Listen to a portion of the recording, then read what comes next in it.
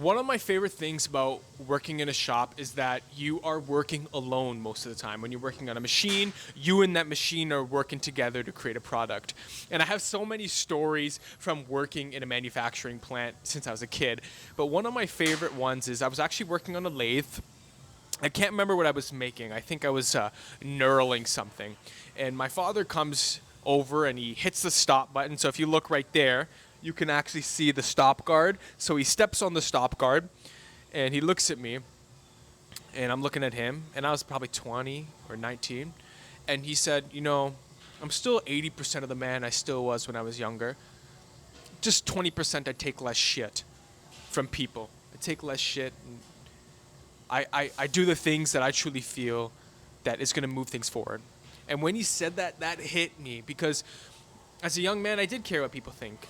And in some ways, I still do, but it doesn't drive every decision I have. I have a wife, I have a family, I have a son, I have all these people, and they really are needing me to rise to the occasion and not being able to make a decision off based on what everybody thinks. It's not a way to live your life. You have to do what feels right for you. And so that was huge. It changed my life. That thing he said to me, he said, 80% I'm still the same man, 20% I take less shit. And how I took it is I just took 20% less shit for myself. When I said I was going to do something, I was going to do it. I wasn't going to take shit for myself. And when I started actually doing that and implementing it, I started taking less shit for myself, and then life started getting better for me because the value of my word to myself got better over time. And that was a huge pivoting point for my life. I started my business, I met my wife, everything got better for me. And hopefully you need to hear that as well. It's what I heard when he said, I'm still 80% of the man, I just take 20% less shit. I didn't hear he took 20% less shit from people. He took 20% less shit from himself. Like, I'm done.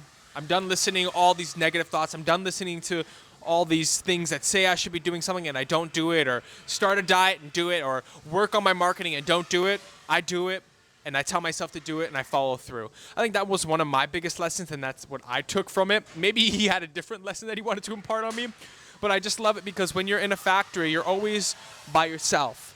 You're working with a machine and you're in your own head. And sometimes you're on autopilot, and you really get to delve deep into yourself.